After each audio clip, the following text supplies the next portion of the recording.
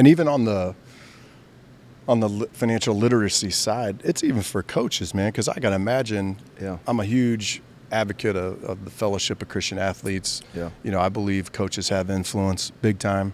Yep. And I imagine a lot of these young men come to you like, hey, coach, you know, what should I do here? Yeah. What do you think about this? So I think it's amazing, you know, for you to have that knowledge and then impart it on them, because I'm sure the Dennis Gates that, you know, is 35 to 45 thinks real differently than the Dennis Gates at 18 to 25. Now, the 18 to 22-year-old me was a little bit mature. Okay. But he definitely was not the one that lived life and have all these experiences that my age have presented me with.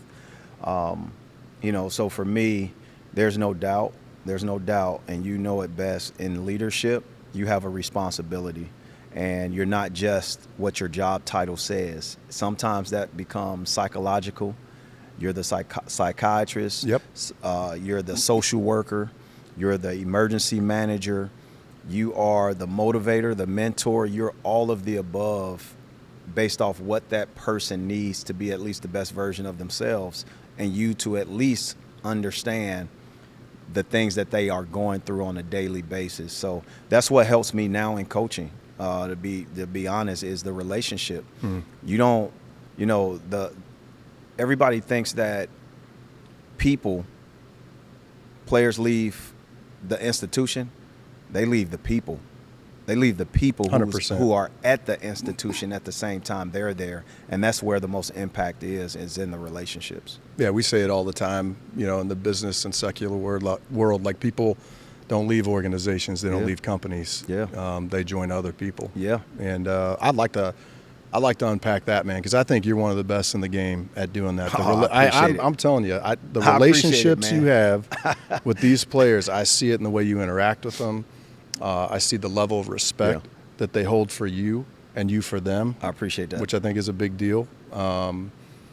It's clear and it's evidenced through, you know, your ability to recruit high-level talent. Yeah.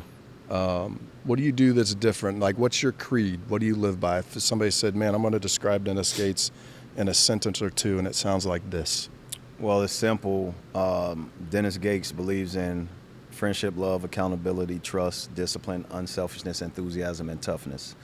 And that is the invite and the pathway that allows me to see people for who they are, but also that's how, when I look back on my life and I figure out how did the inner city version of a young kid who dreamt of basketball fulfilled his dream, is because the people he was around, the coaches, and even his peers, those 8 words that I just mentioned was somehow personified in everyday life. And it stands out for me now as the reason why I've made it where I'm at.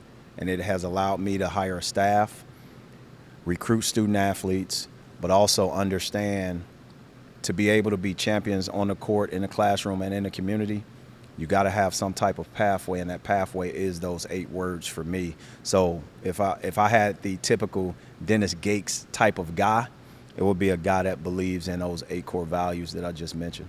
Thank you for watching the Brian Roberts podcast. If you enjoyed this conversation, please be sure to follow the podcast for more just like it.